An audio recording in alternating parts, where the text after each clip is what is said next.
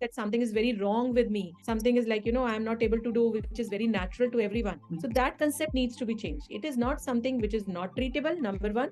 Number two, only counseling. And number three, you will have to do some breathing exercises and practices to get over this. No, fear and mental block, yes, in some cases. But in some other cases, there is an organic reason for that. Muscles actually go into a spasm. So the female actually has a very severe pain. The birth, if there is some trauma that happens or some injury happens and the tissue gets scarred, the healing is not good and the nerves are intervened between the healing tissues, then every time she has an intercourse, she has severe pain.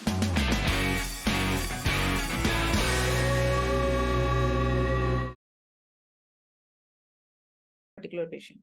How rare is it for someone to go for surgical intervention in such cases? So if it is, the surgical intervention is only done if it is a rigid hymen, then we just do a hymenectomy. Only that is the indication. If there is a rigid hymen, then we do a hymenectomy, and that is the surgical indication. No other causes need surgery. Does this happen when after a woman gives birth the first time also? Can this happen? So yes, that is called secondary vaginismus, because in the during the birth, if there is some trauma that happens or some injury happens and the tissue gets scarred, the healing is not good and the nerves are intervened between the healing tissues, then every time she has an intercourse, she has severe pain. And slowly she doesn't want to. Also, it can happen as the female's age with menopause, when the hormones are gone. It is atrophic, the vagina is atrophic, it is like the muscles are hardened.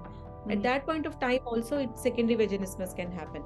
You are active throughout your life, and now at the time of menopause, it becomes so painful that you don't want to indulge into the activity. Which could lead to a lot of unhappiness for the couple. Yes. So we've talked about the woman. So you mentioned in the earlier part that men often describe it as hitting a wall when a woman has got vaginismus. Do you think that it hurts them to have intercourse with a woman in this? First of all, they are not able to introduce the penis at all. So yes, it may hurt, number one. Number two, it is very draining emotionally for a couple. See, having regular sex is the basic part of a happy married couple life. And if you are not able to perform the basic function, it impacts their relationship a lot. So emotional trauma is associated with it. And usually it's like the female doesn't allow, and you feel it's all penis is erected and you are not able to have intercourse. So definitely it may hurt. All the engorgement causes the pain in pelvis area and all that. But yes, they have other ways of releasing the stored up energy. But I believe that yes, both the partner get affected by vaginismus, because it is affecting both of them. It puts a lot of emotional trauma on both the partners. So in a world where everybody's in a hurry, we are talking about having patience and, yes, letting... You need to build it up. You need to have what happens is a male has a sudden erection in response to a visual event. But the females take a lot of time to reach that stage, because a lot of energy is needed. Then slowly secretions are there. After the secretions, it becomes easier for them to penetrate and the pain is less. But sometimes you don't have that much time and patience. You just indulge into the activity.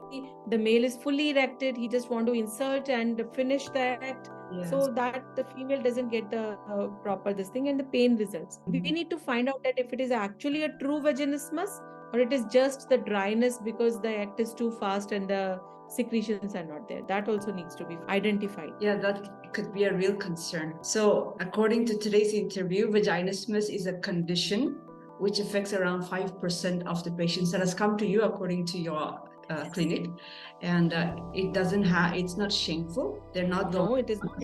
It's totally treatable. All it needs is understanding, patience, love, a lot of counseling. The female think that there is something wrong. I remember a patient who came to me, and she was like actually very worried, thinking that there is some tumor inside her or something which is not labeled.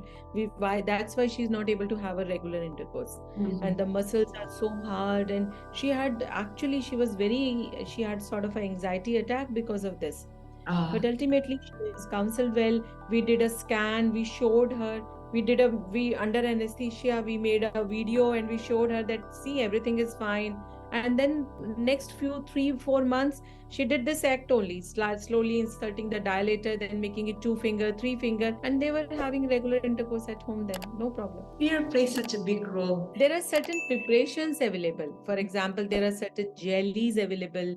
If it is just a fear factor, anxiety factor, so you can, to maybe enhance the activity, we suggest that sometimes you can watch a movie, both of you together, some sort of a video which can help you with increasing the secretions. Then there are certain jellies available which increase the secretion, and there is even a xylocaine jelly which decreases the pain sensation. All these things can be used as a adjuvant to increase the efficacy of the egg and decrease vaginismus. Which is applicable when the patient has got real vaginismus and not a psychological or emotional one. Yes, that needs to be clarified first, what category she belongs to. So when it comes to subfertility, does this cause subfertility or the inability to do the act? That's what causes the subfertility.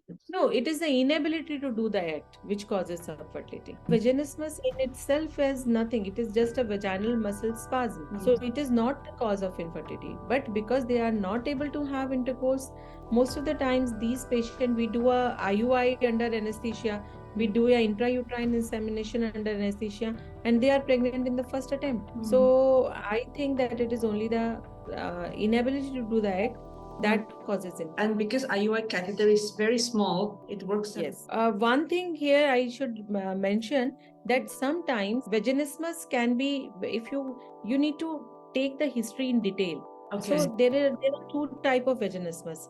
The vaginismus, which is like, severe pain while the intercourse is being attempted. The husband is not able to insert the penis at all. That is actually vaginismus. But sometimes people confuse thinking that dyspareunia is also vaginismus. Dyspareunia is painful intercourse. Okay. But the reason for dyspareunia is endometriosis, because dyspareunia usually happens at the end of the act. The husband is able to introduce the penis, he is performing that, and towards the end, when the act becomes very vigorous and he's actually hitting the posterior vaginal fossa, the endometriotic nodules get hit and the pain happens. So any painful act, which is usually, you need to ask the patient whether the pain is happening at the beginning of the act or towards the end of the act. If it is at the beginning of the act and no insertion is done, it is actually vaginismus. But if it is happening at the end of the act and there is penetration being done and patient is having deep pain inside, that is dyspareunia. It has nothing to do with vaginismus. These things need to get is painful intercourse is vaginismus. No, painful intercourse, you need to identify which way it is pain. So dyspareunia is something which may be because of endometriosis or some medical condition. It is not only psychological. Vaginismus has many reasons: organic, psychological, emotional, previous trauma. So we need to identify what is our problem. I thank you, Subak Haltek. Thank you, and we wish you the best. Thank you and thank you so much for this. Thank you. Bye. Take care. Good night. Bye, Dr. Nisha.